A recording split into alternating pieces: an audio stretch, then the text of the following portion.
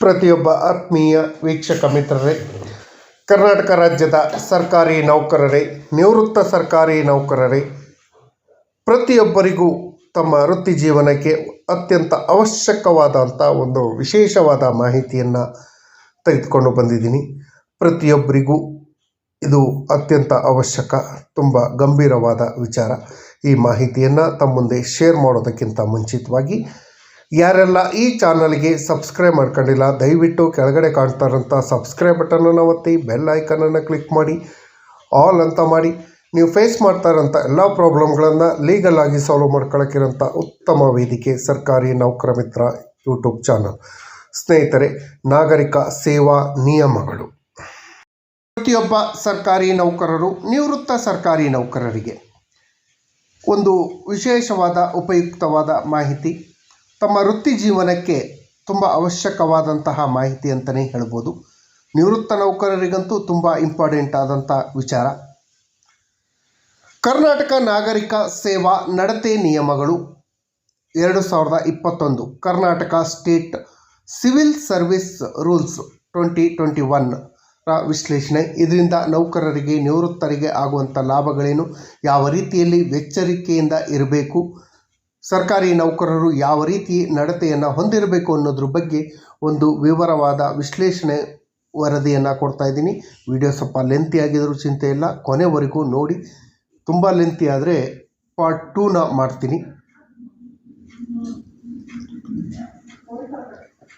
ಕರ್ನಾಟಕ ಸರ್ಕಾರದ ಸಿಬ್ಬಂದಿ ಹಾಗೂ ಆಡಳಿತ ಸುಧಾರಣಾ ಇಲಾಖೆ ಅಧಿಸೂಚನೆ ಸಂಖ್ಯೆ CASU-E12 ಸೇನಿ-ಸಿ 2019 ಬೆಂಗಳೂರು ಅವರು ದಿನಾಂಕ 1/7/2021 ಹೊರಡಿಸಿರುವಂತಹ ಒಂದು ಆದೇಶದ ಪ್ರಕಾರ ಕರ್ನಾಟಕ ನಾಗರಿಕ ಸೇವೆ ನಡತೆ ನಿಯಮಗಳು ಅಂತ ಕರಿತೀವಿ. ಅದು ಅಧಿಕೃತವಾಗಿ ಕರ್ನಾಟಕ ರಾಜ್ಯಪತ್ರದಲ್ಲಿ ಪ್ರಕಟಗೊಂಡ ದಿನಾಂಕದಿಂದ ಜಾರಿ ಬರುತ್ತೆ.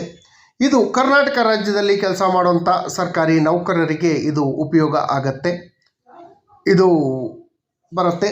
ಅದೇ ರೀತಿ ಯಾರಿಗೆಲ್ಲ ಇದರ ಬಗ್ಗೆ ಆಗತ್ತೆಂದರೆ, ತಾತ್ಕಾಲಿಕವಾಗಿ ಜಾರಿಗೊಳ್ಳುವಂಥ ಕೈಗಾರಿಕಾ ವಿಯೋಜನೆ ಸ್ಥಾಯಿ ಆದೇಶಗಳು ಪ್ರಕಾರ ಸರ್ಕಾರಿ ನೌಕರರಿಗೂ ಇದು ಜಾರಿಯಾಗತ್ತೆ, ಕೈಗಾರಿಕಾ ಸಂಸ್ಥೆಯ ನೌಕರರಿಗೂ ಕೂಡ ಇದು ಜಾರಿಯಾಗತ್ತೆ. ಅರೆಕಾಲಿಕ ಹಾಗೂ ತಾತ್ಕಾಲಿಕ ಗುತ್ತಿಗೆ ಆಧಾರದ ಮೇಲೆ ಕೆಲಸ ಮಾಡುವಂಥವರಿಗೂ ಕೂಡ ಈ ನಿಯಮ ಜಾರಿಯಾಗತ್ತೆ. ಬರೀ ಸರ್ಕಾರಿ ನೌಕರರಿಗೆ ಮಾತ್ರ ಅಲ್ಲ, ಗುತ್ತಿಗೆ ಆಧಾರದಲ್ಲಿ ಹಾಗೂ ಹೊರಗುತ್ತಿಗೆ ಆಧಾರದಲ್ಲಿ ಕೂಡ ತಾತ್ಕಾಲಿಕ, ಅರೆಕಾಲಿಕ ನೌಕರರಿಗೂ ಕೂಡ ಇದು ಜಾರಿಯಾಗತ್ತೆ.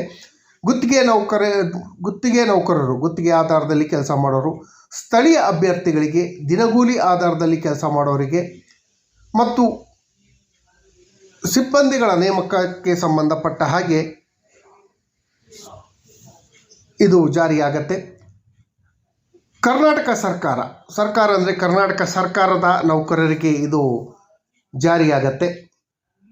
ಸರ್ಕಾರಿ ನೌಕರ ಅಂದರೆ ಕರ್ನಾಟಕ ರಾಜ್ಯದ ನಾಗರಿಕ ಸೇವಾ ಸದಸ್ಯನಾಗಿದ್ದು ಅಥವಾ ಕರ್ನಾಟಕ ರಾಜ್ಯದ ವ್ಯವಹಾರಗಳಿಗೆ ಸಂಬಂಧಪಟ್ಟ ಹಾಗೆ ನಾಗರಿಕ ಹುದ್ದೆಗಳನ್ನು ಹೊಂದಿರುವಂಥ ಯಾರದೇ ವ್ಯಕ್ತಿ ಇದ್ದರೂ ಕೂಡ ಅವರಿಗೆ ಇದು ಜಾರಿಯಾಗತ್ತೆ. ವ್ಯಕ್ತಿಗಳ ಸೇವೆ ತಾತ್ಕಾಲಿಕವಾಗಿ ಭಾರತ ಸರ್ಕಾರ ಮತ್ತೊಂದು ರಾಜ್ಯಕ್ಕೂ ಸಂಬಂಧಪಟ್ಟ ಹಾಗೆ ಬೇರೆ ರಾಜ್ಯಗಳಲ್ಲಿರುವಂಥ ಸರ್ಕಾರಿ ನೌಕರರಿಗೂ ಕೂಡ ಇದು ಉಪಯೋಗ ಆಗತ್ತೆ. ಈ ನಿಯಮಗಳಲ್ಲಿ ಉಲ್ಲೇಖಿಸಿರುವಂತೆ ಸರ್ಕಾರಿ ನೌಕರರು ಅಂದರೆ ಯಾವ ವರ್ಗ, ಯಾವ ಸೇವೆಗೆ ಸೇರಿದ ಅಧಿಕಾರಿಗಳೇ ಇರಲಿ ಕೂಡ ಅವರು ನೌಕರರಿಗೆ ಸಂಬಂಧಪಟ್ಟ ಕುಟುಂಬ ಎಂಬ ಪದ, ನೌಕರನ ಈ ನಿಯಮ ಯಾವುದೇ ಒಬ್ಬ ಸರ್ಕಾರಿ ನೌಕರರ ಪತ್ನಿ ಅಥವಾ ಪತ್ನಿಯರು ಸರ್ಕಾರಿ ನೌಕರರ ಜೊತೆಯಲ್ಲಿ ವಾಸ ಇರಲಿ ಅಥವಾ ಇಲ್ಲದಿರಲಿ ಅವರನ್ನೂ ಒಳಗೊಂಡಂತೆ, ಆದರೆ ಸಮಕ್ಷಮ ನ್ಯಾಯಾಲಯದ ಡಿಕ್ರಿ ಅಥವಾ ಆದೇಶದ ಮೂಲಕ ಸರ್ಕಾರಿ ನೌಕರರು ಬೇರ್ಪಟ್ಟಿದ್ದಾಗ ಸಂದರ್ಭದಲ್ಲಿ ಪತಿ ಅಥವಾ ಪತ್ನಿ ಈ ವ್ಯಾಪ್ತಿಗೆ ಒಳಪಡೋದಿಲ್ಲ.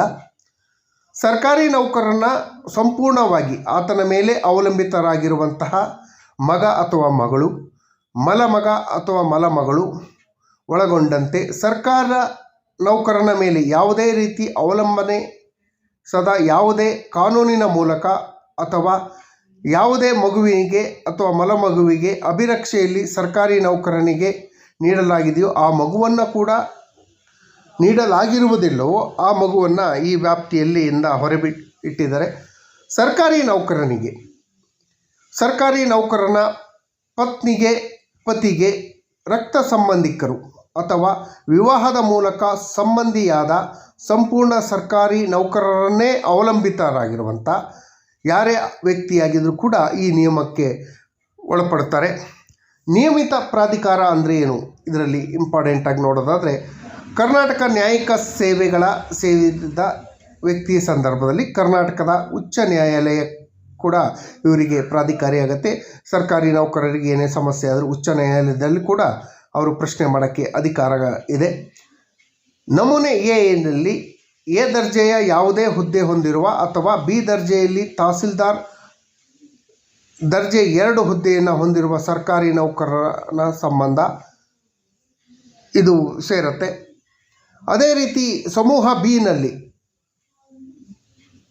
ತಹಸೀಲ್ದಾರ್ ದರ್ಜೆ 2 ಹೊರತುಪಡಿಸಿ ಸಮೂಹ ಬಿ, ಸಿ ಮತ್ತು ಡಿನಲ್ಲಿ ಎ ಗ್ರೇಡು, ಬಿ ಗ್ರೇಡು ಮತ್ತು ಬಿ ಗ್ರೇಡು, ಸಿ ಗ್ರೇಡಲ್ಲಿ ಕೆಲಸ ಮಾಡುವಂಥ ನೌಕರರಿಗೂ ಕೂಡ ಇದು ಅನ್ವಯ ಆಗತ್ತೆ.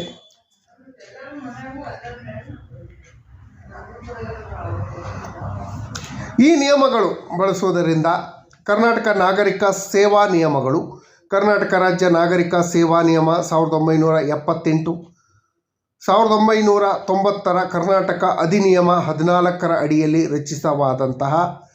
ರಚಿಸಲಾಗಿದೆ ಅಂತ ಭಾವಿಸಲಾದ ಯಾವುದೇ ನಿಯಮಗಳನ್ನು ನೀಡಲಾದ ಅರ್ಥಗಳನ್ನು ಭಾವಿಸತಕ್ಕದ್ದು ಅಂತೇಳಿದೆ. ಸಾಮಾನ್ಯ ತತ್ವ ಏನು? ಸರ್ಕಾರಿ ನೌಕರರು ಬೇಸಿಕ್ಕಾಗಿ ಏನೇನನ್ನು ಹೊಂದಿರಬೇಕು ಅನ್ನೋದು ಇಂಪಾರ್ಟೆಂಟು. 1ರಲ್ಲಿ ಪ್ರತಿಯೊಬ್ಬ ಸರ್ಕಾರಿ ನೌಕರನು ಈ ಕಲಮನ್ನು ಹೊಂದಿರಬೇಕು, ಈ ಅರ್ಹತೆಯನ್ನು ಹೊಂದಿರಬೇಕು. ಸಂಪೂರ್ಣವಾಗಿ ನೀತಿ ನಿಷ್ಠೆಗಳಿಗೆ ಹೊಂದಿರಬೇಕು. ಸರ್ಕಾರಕ್ಕೆ ಇವರು ಸಂಪೂರ್ಣವಾಗಿ ನೀತಿ ನಿಷ್ಠೆಯನ್ನು ಹೊಂದಿರಬೇಕು. ಕರ್ತವ್ಯದಲ್ಲಿ ಶ್ರದ್ಧೆಯನ್ನು ಹೊಂದಿರಬೇಕು. ಸರ್ಕಾರಿ ನೌಕರನಿಗೆ ತಕ್ಕದಲ್ಲದ ಯಾವುದನ್ನೂ ಕೂಡ ಮಾಡತಕ್ಕದಲ್ಲ. ಸರ್ಕಾರಿ ನೌಕರನಾದರೆ ಅವನಿಗೊಂದು ಡಿಗ್ನಿಟಿ ಇರುತ್ತೆ, ಅವನಿಗೊಂದು ಗೌರವ ಇರುತ್ತೆ. ಆ ಗೌರವಕ್ಕೆ ಧಕ್ಕೆ ಬರುವಂಥ, ಸರ್ಕಾರಕ್ಕೆ ಧಕ್ಕೆ ಬರುವಂಥ ಯಾವುದೇ ಕೆಲಸಗಳನ್ನು ಸರ್ಕಾರಿ ನೌಕರ ಮಾಡೋ ಹಾಗಿಲ್ಲ. ಯಾವುದೇ ಅಪರಾಧಿಕ ಚಟುವಟಿಕೆಯಲ್ಲಿ, ಕ್ರಿಮಿನಲ್ ಕೇಸ್ಗಳಲ್ಲಿ ಸರ್ಕಾರಿ ನೌಕರರು ಭಾಗವಹಿಸುವಂತಿಲ್ಲ ಅಂತ ಕೂಡ ಈ ನಿಯಮದಲ್ಲಿ ಖಡಾಖಂಡಿತವಾಗಿ ಹೇಳಿದೆ. ಪ್ರತಿಯೊಬ್ಬ ಸರ್ಕಾರಿ ನೌಕರನು ಉನ್ನತ ನೈತಿಕ ಆದರ್ಶಗಳನ್ನು ಹೊಂದಿರಬೇಕು. ರಾಜಕೀಯವಾಗಿ ಯಾವುದೇ ಕಾರಣಕ್ಕೂ ಇಂಟರ್ಫಿಯರ್ ಆಗಬಾರ್ದು, ತಟಸ್ಥನಾಗಿರಬೇಕು. ಯಾವುದೇ ಪಕ್ಷಗಳ ಜೊತೆ ಗುರುತಿಸ್ಕೊಳ್ಬಾರ್ದು, ಯಾವುದೇ ರಾಜಕೀಯ ಪಕ್ಷದ ಪರವಾದ ನಿಲುವನ್ನು ಕೂಡ ಹೊಂದಿರಬಾರ್ದು. ಅವನು ತಟಸ್ಥನಾಗಿರಬೇಕು. ತನ್ನ ಕರ್ತವ್ಯ ನಿರ್ವಹಣೆ ಸಮಯದಲ್ಲಿ ಅರ್ಹತಾದಾಯಕ ನ್ಯಾಯ, ಸಮ್ಮತೆ ಹಾಗೂ ನಿಷ್ಪಕ್ಷಪಾತದ ಮೂಲ ತತ್ವವನ್ನು ಅಳವಡಿಸಿಕೊಂಡು ಕರ್ತವ್ಯವನ್ನು ನಿರ್ವಹಿಸಬೇಕು. ಉತ್ತರದಾಯಿತ್ವ ಹಾಗೂ ಪಾರದರ್ಶಕತೆಯನ್ನು ಸರ್ಕಾರಿ ನೌಕರ ನಿರ್ವಹಿಸಬೇಕು. ಸಾರ್ವಜನಿಕರೊಂದಿಗೆ ಸಂವೇದನಾಶೀಲನಾಗಿ, ಸಾರ್ವಜನಿಕರೊಂದಿಗೆ ಸೌಜನ್ಯಪೂರ್ವಕವಾಗಿ ಹಾಗೂ ವಿನಯಪೂರ್ವಕವಾಗಿ ವರ್ತಿಸಬೇಕು ಅಂತ ಹೇಳಿ ಈ ನಿಯಮದಲ್ಲಿ ತಿಳಿಸಿದೆ. ಮೇಲ್ವಿಚಾರಣೆ ಹುದ್ದೆ ಹೊಂದಿರುವಂಥ ಪ್ರತಿಯೊಬ್ಬ ಸರ್ಕಾರಿ ನೌಕರನ್ನು ತತ್ಕಾಲದಲ್ಲಿ ತನ್ನ ನಿಯಂತ್ರಣಕ್ಕೆ ಅಥವಾ ತನ್ನ ಅಧೀನಕ್ಕೊಳಪಟ್ಟ ಎಲ್ಲ ಸರ್ಕಾರಿ ನೌಕರರ ನೀತಿ ನಿಷ್ಠೆಯನ್ನು ಮತ್ತು ಕರ್ತವ್ಯ ನಿಷ್ಠೆಯನ್ನು ಹೊಂದಿರಬೇಕು. ಸಾಧ್ಯವಿರುವ ಎಲ್ಲ ಕ್ರಮಗಳನ್ನು ಈ ಮೇಲ್ವಿಚಾರಣಾಧಿಕಾರಿ ನಿಗಾ ವಹಿಸಬೇಕು. ಪ್ರತಿಯೊಬ್ಬ ಸರ್ಕಾರಿ ನೌಕರನು ತನ್ನ ಕರ್ತವ್ಯವನ್ನು ನಿರ್ವಹಿಸುವಾಗ ಸೌಜನ್ಯಯುತವಾಗಿ ವರ್ತಿಸಬೇಕು. ಪ್ರತಿಯೊಬ್ಬ ಸರ್ಕಾರಿ ನೌಕರನು ಭಾರತ ಸಂವಿಧಾನ ಮತ್ತು ಪ್ರಜಾಸತ್ತಾತ್ಮಕ ಮೌಲ್ಯಗಳನ್ನು ಸ್ವತಃ ಬದ್ಧನಾಗಿದ್ದು ಅದನ್ನು ಎತ್ತಿ ಹಿಡಿಯುವಂಥ ಕೆಲಸವನ್ನು ಸರ್ಕಾರಿ ನೌಕರರು ಮಾಡಲೇಬೇಕು. ಭಾರತದ ಸಾರ್ವಭೌಮತ್ವ, ಅಖಂಡತೆ, ರಾಷ್ಟ್ರದ ಭದ್ರತೆ, ಸಾರ್ವಜನಿಕ ಸುವ್ಯವಸ್ಥೆ, ಸದೃಢತೆ, ನೈತಿಕವಾಗಿ ಸಮರ್ಥನೀಯವಾದಂತಹ ಎಲ್ಲ ಕ್ರಮಗಳನ್ನು ಎತ್ತಿ ಹಿಡಿಯುವಂಥ ಕೆಲಸವನ್ನು ಮಾಡಬೇಕು. ಸಾರ್ವಜನಿಕರ ದೃಷ್ಟಿಯಲ್ಲಿ ಮಾತ್ರವಲ್ಲದೆ ನಿರ್ಧಾರ ತೆಗೆದುಕೊಳ್ಳತಕ್ಕದ್ದು. ಸಾರ್ವಜನಿಕರ ಸಂಪನ್ಮೂಲವನ್ನು ಸಮರ್ಥವಾಗಿ, ಪರಿಣಾಮಕಾರಿಯಾಗಿ ಮತ್ತು ವಿನಯಪೂರ್ವಕವಾಗಿ ಬಳಸಿಕೊಳ್ಳುವಂಥ ಕೆಲಸವನ್ನು ಸರ್ಕಾರಿ ನೌಕರರು ಮಾಡಬೇಕು ಅಂತ ಹೇಳಿ ಈ ನಿಯಮದಲ್ಲಿ ಕಡ್ಡಾಯವಾಗಿದೆ. ತನ್ನ ಸಾರ್ವಜನಿಕ ಕರ್ತವ್ಯಕ್ಕೆ ಸಂಬಂಧಪಟ್ಟ ಹಾಗೆ ಯಾವುದೇ ಖಾಸಗಿ ಹಿತಾಸಕ್ತಿಯನ್ನು ಘೋಷಿಸತಕ್ಕದ್ದಲ್ಲ. ಒಬ್ಬರು ಪರವಾಗಿ ಅವನು ನಿಷ್ಪಕ್ಷಪಾತವಾಗಿ ಕೆಲಸ ಮಾಡಬೇಕು, ಒಬ್ಬರು ಪರವಾಗಿ ಕೆಲಸ ಮಾಡಬಾರ್ದು. ಸಾರ್ವಜನಿಕ ಹಿತಾಸಕ್ತಿ ರಕ್ಷಿಸುವಂಥ ಕೆಲಸವನ್ನು ಮಾಡಬೇಕು. ತನ್ನ ಪರಿಧಿಗೆ ಬರುವಂತಹ ಡ್ಯೂಟಿಗೆ ನಿರ್ವಹಣೆಯಲ್ಲಿ ತನ್ನ ಮೇಲೆ ಪ್ರಭಾವ ಬೀರಬಹುದಾದ ಯಾವುದೇ ವ್ಯಕ್ತಿ ಅಥವಾ ಸಂಸ್ಥೆ ಯಾವುದೇ ಹಣಕಾಸು ಹಾಗೂ ಇತರೆ ಆಮಿಷಗಳಿಗೆ ಒಳಪಡಬಾರದು. ನಿಷ್ಪಕ್ಷಪಾತವಾಗಿ ಇರಬೇಕು. ನಾಗರಿಕ ಸೇವಾ ನೌಕರನಾಗಿ ತನ್ನ ಅಧಿಕಾರವನ್ನು ದುರುಪಯೋಗ ಮಾಡಿಕೊಳ್ಳೋ ಹಾಗೆ ಇಲ್ಲ.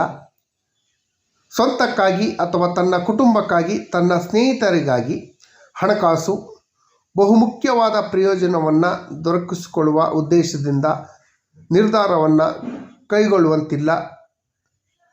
ಅರ್ಹತೆ ಆಧಾರದ ಮೇಲೆ ಮಾತ್ರವೇ ಆಯ್ಕೆ ಮಾಡತಕ್ಕದ್ದು. ಯಾವುದೇ ಅರ್ಹತೆ ಇಲ್ಲದಿದ್ದವ್ರನ್ನೆಲ್ಲ ಆಯ್ಕೆ ಮಾಡತಕ್ಕದ್ದಲ್ಲ. ನಿರ್ಣಯವನ್ನು ಕೈಗೊಳ್ಳುವಂತಹ ಸಮಯದಲ್ಲಿ, ಶಿಫಾರಸು ಮಾಡುವಂತಹ ಸಮಯದಲ್ಲಿ ಅರ್ಹತೆಯನ್ನು ಆಧಾರವಾಗಿ ಇಟ್ಕೊಬೇಕು. ಯಾವುದೇ ತಾರತಮ್ಯ ವ್ಯವಸ್ಥೆಯನ್ನು ಮಾಡಬಾರ್ದು ಅಂತ ಹೇಳಿ ಈ ನಿಯಮದಲ್ಲಿ ತಿಳಿಸಿದೆ. ನ್ಯಾಯಸಮ್ಮತವಾದ ಮತ್ತು ನಿಷ್ಪಕ್ಷಪಾತದಿಂದ ಕಾರ್ಯನಿರ್ವಹಿಸತಕ್ಕದ್ದು. ಯಾವುದೇ ಪ್ರಕ್ರಿಯೆ ಅಥವಾ ಪಕ್ಷದ ವಿರುದ್ಧ ತಾರತಮ್ಯ ಮಾಡತಕ್ಕದ್ದು ಅಲ್ಲ ಅಂತ ಹೇಳಿ ಈ ನಿಯಮದಲ್ಲಿ ತಿಳಿಸಿದೆ. ಯಾವುದೇ ಕಾನೂನು ನಿಯಮಗಳು ಸ್ಥಾಪಿತ ಪದ್ಧತಿಯ ವಿರುದ್ಧವಾಗಿ ಅಥವಾ ವಿರುದ್ಧವಿರುವಂಥ ಯಾವುದೇ ವ್ಯಕ್ತಿಯಲ್ಲಿ ಕರ್ತವ್ಯ ನಿರ್ವಹಿಸುವಂತಿಲ್ಲ. ತನ್ನ ಕರ್ತವ್ಯ ನಿರ್ವಹಣೆಯ ಸಮಯದಲ್ಲಿ ಡಿಸಿಪ್ಲಿನನ್ನು ಕಾಪಾಡಿಕೊಂಡು ಹೋಗಬೇಕು. ತನ್ನ ಯುಕ್ತವಾಗಿ ತಿಳಿಸಿರುವಂಥ ಕಾನೂನುಬದ್ಧ ಆದೇಶವನ್ನು, ಸರ್ಕಾರ ತಿಳಿಸಿರುವಂಥ ಕಾನೂನುಬದ್ಧವಾದ ಆದೇಶಗಳನ್ನು ಇಂಪ್ಲಿಮೆಂಟ್ ಮಾಡುವಂಥ ಕೆಲಸ ಕೂಡ ಸರ್ಕಾರಿ ನೌಕರನಿಗೆ ಜಾರಿ ಬರುತ್ತೆ. ತತ್ಕಾಲದಲ್ಲಿ ಜಾರಿ ಇರುವಂಥ ಯಾವುದೇ ಕಾನೂನುಗಳ ಮೂಲಕ ಅಗತ್ಯಪಡಿಸುವಂಥ ಕರ್ತವ್ಯವನ್ನು ನಿರ್ವಹಿಸಬೇಕು. ಅಂದರೆ ಸರ್ಕಾರ ಹೇಳಿರುವಂಥ ಕರ್ತವ್ಯಗಳನ್ನು ನಿರ್ವಹಿಸುವಂಥ ಕೆಲಸವನ್ನು ಮಾಡಬೇಕು. ಮತ್ತು ಕರ್ತವ್ಯ ನಿರ್ವಹಣೆಯ ಸಮಯದಲ್ಲಿ ಗೌಪ್ಯತೆಯನ್ನು ಕಾಪಾಡಿಕೊಳ್ಳಲು ಬದ್ಧನಾಗಿರಬೇಕು. ಕೆಲವೊಂದು ವಿಚಾರಗಳು ಸೀಕ್ರೆಟ್ ಇರುತ್ತೆ. ಆ ಸೀಕ್ರೆಟ್ಗಳನ್ನು, ಇಲಾಖಾ ಸೀಕ್ರೆಟು ಹಾಗೂ ಸರ್ಕಾರದ ಸೀಕ್ರೆಟ್ಗಳನ್ನು, ದೇಶದ ಸೀಕ್ರೆಟ್ಗಳನ್ನು ಕಾಪಾಡ್ಕೊಂಡು ಹೋಗುವಂಥ ಕೆಲಸ ಕೂಡ ಸರ್ಕಾರಿ ನೌಕರನಿಗೆ ಆಗಿದೆ. ಮುಖ್ಯವಾಗಿ ಭಾರತದ ಸಾರ್ವಭೌಮತ್ವ, ಅಖಂಡತೆ, ರಾಷ್ಟ್ರದ ಭದ್ರತೆ, ರಾಷ್ಟ್ರದ ಕಾರ್ಯತಂತ್ರ, ವೈಜ್ಞಾನಿಕ, ಹಣಕಾಸು ಹಿತಾಸಕ್ತಿಗಳನ್ನು ಯಾವುದೇ ಫಾರಿನ್ ದೇಶಗಳಿಗೆ ಹಂಚಿಕೊಳ್ಳುವಂತೆ ಇಲ್ಲ. ಸ್ನೇಹ ಸಂಬಂಧಗಳಿಗೆ ಬಾಧಕ ಉಂಟು ಆಗುವಂಥ ಕೆಲಸವನ್ನು ಮಾಡೋ ಹಾಗಿಲ್ಲ. ಒಂದು ಅಪರಾಧದ ಚಿತಾವಣೆಗೆ ಕಾರಣವಾಗುತ್ತೆ. ಯಾವುದೇ ವ್ಯಕ್ತಿ ಕಾನೂನು ಬಾಹಿರ ಪ್ರಯೋಜನವನ್ನು ಪಡೆಯುವಂತಹ ಮಾಹಿತಿಯನ್ನು ಖಂಡಿತವಾಗಿಯೂ ಸಾರ್ವಜನಿಕರಿಗೆ ಸರ್ಕಾರಿ ನೌಕರನಾದನು ಕೊಡೋ ಹಾಗಿಲ್ಲ ಅಂತ ಹೇಳಿ ಈ ನಿಯಮದಲ್ಲಿ ಇದೆ. ಅತ್ಯುನ್ನತ ಮಟ್ಟದ ನೈಪುಣ್ಯತೆ ಹಾಗೂ ಗರಿಷ್ಠ ಸಾಮರ್ಥ್ಯದ ವೃತ್ತಿಪರತೆಯನ್ನು ತನ್ನ ಕರ್ತವ್ಯದಲ್ಲಿ ನಿರ್ವಹಣೆಯಲ್ಲಿ ಹಾಕಬೇಕು. ಒಂದು ಸಿಂಪಲ್ ಉದಾಹರಣೆ ಹೇಳಬೇಕು ಅಂದರೆ, ಒಬ್ಬ ಸರ್ಕಾರಿ ನೌಕರನಿಗೆ ಇತರೆ ಕರ್ತವ್ಯಗಳ ನಡುವೆ ಒಂದು ಕಾರ್ಯವನ್ನು ನಿಗದಿಗೊಳಿಸಿ ಸಮಯದ ಒಳಗಾಗಿ ಆತನ ನಿರೀಕ್ಷಿತ ಕಾರ್ಯಕ್ಷಮತೆಯ ಗುಣಮಟ್ಟವನ್ನು ನಿರ್ವಹಿಸಲು ಯಾವುದೇ ಒಂದು ಕೆಲಸವನ್ನು ಕೊಟ್ಟರೆ ಆ ಕೆಲಸವನ್ನು ಚಾಚು ತಪ್ಪದೆ ಪಾಲನೆ ಮಾಡಿಕೊಂಡು ಹೋಗುವಂಥ ಕೆಲಸವನ್ನು ಮಾಡಬೇಕು ಅಂತ ಹೇಳಿ ಈ ನಿಯಮದಲ್ಲಿ ತಿಳಿಸಿದೆ. ಅದೇ ರೀತಿ ತನ್ನ ಕರ್ತವ್ಯವನ್ನು, ತನಗಿರುವಂಥ ವೃತ್ತಿಪರ ಜ್ಞಾನ ಹಾಗೂ ಅನುಭವವನ್ನು ಪಡೆಯಲು ಪ್ರಯತ್ನ ಮಾಡತಕ್ಕದ್ದು. ತನ್ನ ಕಾರ್ಯಕ್ಷೇತ್ರದ ನೈಪುಣ್ಯತೆಯನ್ನು, ಜ್ಞಾನವನ್ನು ವೃದ್ಧಿಸಿಕೊಳ್ಳಬೇಕು. ಕಚೇರಿಯಲ್ಲಿ ಆಡಳಿತಾತ್ಮಕ ಸುಧಾರಣೆ ವಿಧಾನಗಳನ್ನು ಸಿದ್ಧಪಡಿಸಿಕೊಂಡು ಸರ್ವ ರೀತಿಯಲ್ಲೂ ಶ್ರಮಿಸುವಂಥ ಕೆಲಸವನ್ನು ಸರ್ಕಾರಿ ನೌಕರನಾದನು ಮಾಡಬೇಕು. ಸಾರ್ವಜನಿಕರೊಂದಿಗೆ ಅಧಿಕೃತವಾಗಿ ಯಾವುದೇ ವ್ಯವಹಾರಗಳನ್ನು ನಡೆಸುವ ಉದ್ದೇಶಪೂರ್ವಕವಾಗಿ ಮಾಡುವಂತಿಲ್ಲ. ಅಧಿಕೃತ ವ್ಯವಹಾರ ಪಡಿಸುವಲ್ಲಿ ಉದ್ದೇಶಪೂರ್ವಕವಾಗಿ ವಿಳಂಬ ಧೋರಣೆ ಮಾಡತಕ್ಕದ್ದಲ್ಲ. ಅಂದರೆ ಯಾವುದೇ ಕಚೇರಿಗಳಿಗೆ ಬರುವಂಥ ಕೆಲಸ ಮಾಡಿಸ್ಕೊಳ್ಳೋಕ್ಕೆ ಬರುವಂಥ ಸಾರ್ವಜನಿಕರೊಂದಿಗೆ ಅನಗತ್ಯವಾಗಿ ವಿಳಂಬ ಮಾಡೋದು, ಲೇಟ್ ಮಾಡೋದು, ನಾಳೆ ಬಾ ನಾಡಿದ್ದು ಬಾ ಅಂತ ಹೇಳಿ ವಿಳಂಬ ನೀತಿಯನ್ನು ಅನುಸರಿಸುವಂತಿಲ್ಲ ಅಂತ ಹೇಳಿ ಕೂಡ ಇದರಲ್ಲಿ ತಿಳಿಸಿದೆ. ಯಾವುದೇ ಒಬ್ಬ ಸರ್ಕಾರಿ ನೌಕರನಿಗೆ ವಹಿಸಲಾದ ಕೆಲಸವನ್ನು ವಿಲೆ ಮಾಡುವ ದುರುದ್ದೇಶಪೂರ್ವಕವಾಗಿ ವಿಳಂಬ ಮಾಡತಕ್ಕದ್ದಲ್ಲ. ಯಾರೇ ಒಬ್ಬ ಸರ್ಕಾರಿ ನೌಕರನು ತನ್ನ ಪರಿಧಿಯ ವ್ಯಾಪ್ತಿಯಲ್ಲಿ ಕರ್ತವ್ಯ ನಿರ್ವಹಿಸುವಂಥ ಸಮಯದಲ್ಲಿ, ಅಧಿಕಾರವನ್ನು ಚಲಾಯಿಸುವಂಥ ಸಮಯದಲ್ಲಿ ತನ್ನ ಮೇಲಾಧಿಕಾರಿಗಳ ನಿರ್ದೇಶನದ ಮೇರೆಗೆ ಕರ್ತವ್ಯವನ್ನು ನಿರ್ವಹಿಸಬೇಕು.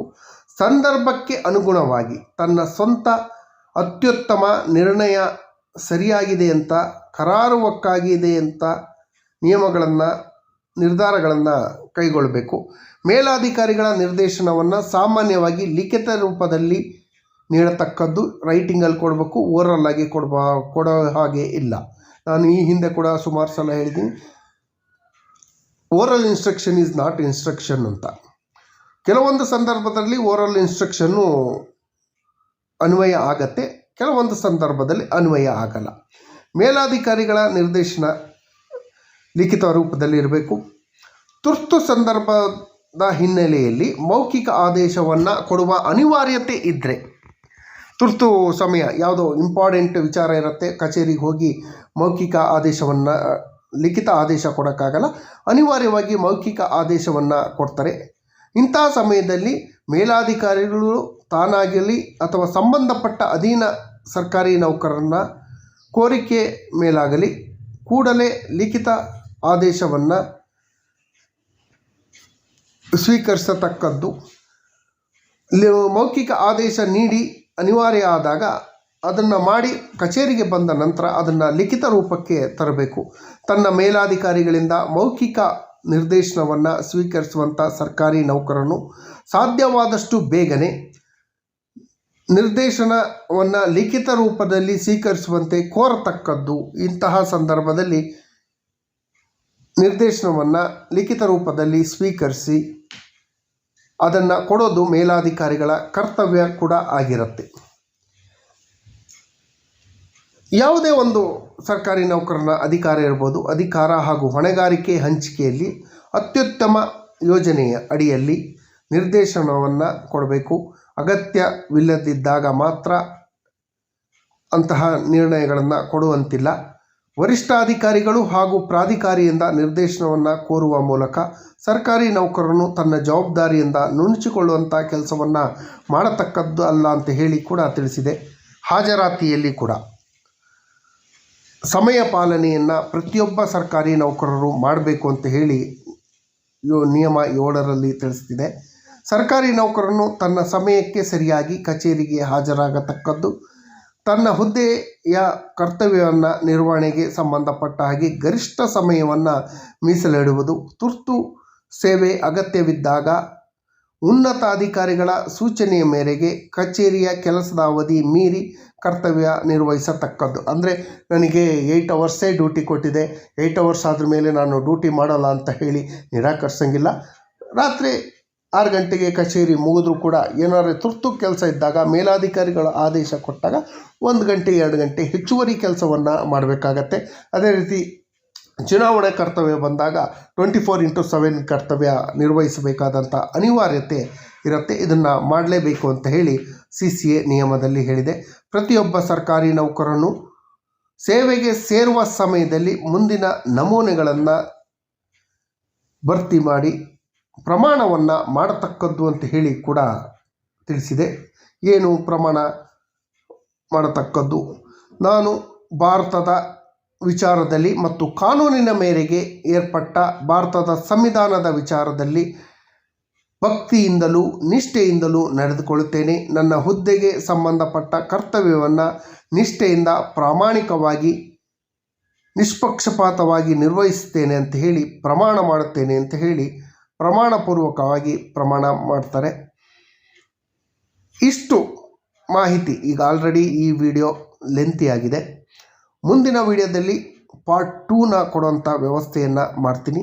ದಯವಿಟ್ಟು ಈ ಮಾಹಿತಿ ಇಷ್ಟ ಆಗಿದ್ದರೆ ಕೊನೆಯವರೆಗೂ ಈ ವಿಡಿಯೋನ